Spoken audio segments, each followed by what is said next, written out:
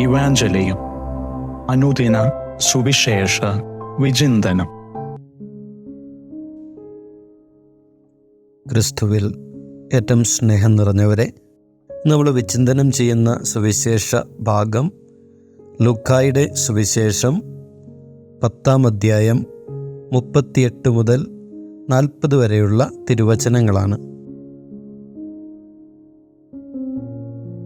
ഇന്ന് തിരുസഭ മാതാവ് വിശുദ്ധരായ മർത്തയുടെയും മറിയത്തിൻ്റെയും ലാസറിൻ്റെയും തിരുനാൾ ആഘോഷിക്കുകയാണ്. ഇന്നത്തെ സുവിശേഷത്തിൻ്റെ പ്രത്യേകത നാം മനസ്സിലാക്കണമെങ്കിൽ ഇതിന് മുൻപുള്ള സുവിശേഷ ഭാഗങ്ങളും എന്താണെന്നുകൂടെ നമ്മളൊന്ന് മനസ്സിലാക്കണം. ഇതിനു മുൻപുള്ള സുവിശേഷ ഭാഗത്തിൽ നല്ല സമരിയക്കാരൻ്റെ ഉപമയിലൂടെ യേശു പറയുന്നുണ്ട്, നിന്നെ ആർക്കൊക്കെ ആവശ്യമുണ്ടോ അവർക്കെല്ലാം നീ ഒരു അയൽക്കാരനായി മാറണമെന്ന്. ഈ ഒരു അയൽക്കാരനെ പ്രതിനിധീകരിക്കുകയാണ് മർത്ത. നല്ല അയൽക്കാരനായി മറ്റുള്ളവർക്ക് വേണ്ടി മാറുവാൻ വേണ്ടി എന്നും ഓടിക്കൊണ്ടിരിക്കുന്ന ഒരു മർത്ത. എന്നാൽ ഈ സുവിശേഷ ഭാഗത്തിലൂടെ കടന്നു വരുമ്പോൾ ഈശോ മർത്തയോട് പറയുന്നുണ്ട്, നിന്റെ സഹോദരി മറിയം തിരഞ്ഞെടുത്ത നല്ല ഭാഗം അവളിൽ നിന്ന് എടുത്തു മാറ്റപ്പെടുകയില്ല എന്ന്. കാരണം ഇതാണ്, ഇതിനു ശേഷം, ഈ സുവിശേഷ ഭാഗത്തിന് ശേഷം ഈശോ പഠിപ്പിക്കുന്നത് പ്രാർത്ഥനയെക്കുറിച്ചാണ്. ക്രിസ്തു പറയുന്നുണ്ട്, മറിയം തിരഞ്ഞെടുത്തത് പ്രാർത്ഥനയുടെ വഴിയാണ്, അവിടത്തെ പാദത്തിലായിരിക്കുക എന്നുള്ളത്. ഈ സുവിശേഷ ഭാഗം നമ്മുടെ മുൻപിലേക്ക് വയ്ക്കുക 2 വഴികളെക്കുറിച്ചാണ്. ഒന്ന്, നല്ല അയൽക്കാരനായി മാറുക, അത് മർത്തയുടെ വഴി. രണ്ടാമത്തത് പ്രാർത്ഥനയുടെ വഴി, അത് മറിയത്തിൻ്റേത്.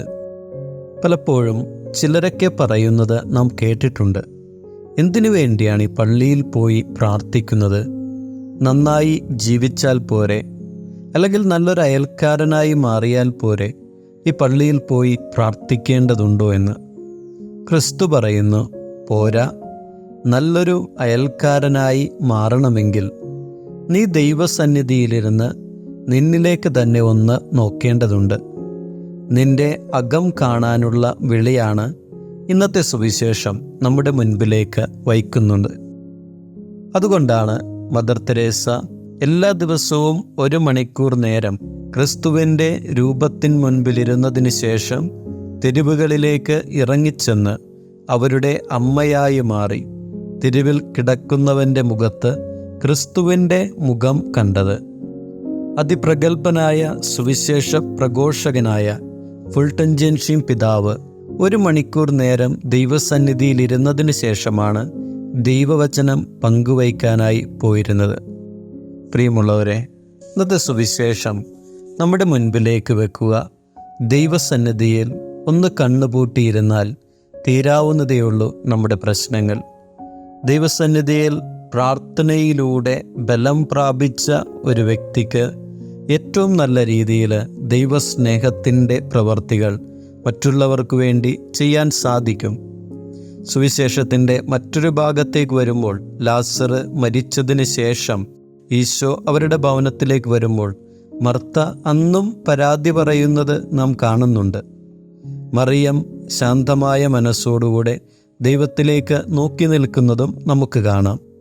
പ്രിയമുള്ളവരെ, ദൈവത്തിൻ്റെ മുൻപിൽ പ്രാർത്ഥനയോടുകൂടെ ഇരിക്കുന്നവന് ദൈവത്തിൻ്റെ ശക്തി തിരിച്ചറിയുവാൻ സാധിക്കും. അവൻ്റെ ജീവിതം ഒരു പ്രവർത്തനമായിട്ട് മാറുകയും ചെയ്യും. പ്രാർത്ഥനയിൽ നിന്ന് ശക്തി സ്വീകരിച്ച് മറ്റുള്ളവർക്കു വേണ്ടി അയൽക്കാരനായി മാറുന്ന ക്രിസ്തുവിൻ്റെ മുഖമുള്ള വ്യക്തികളായിട്ട് നമ്മൾ ഓരോരുത്തരും മാറും എന്നുള്ളതാണ്. ദൈവം അനുഗ്രഹിക്കട്ടെ.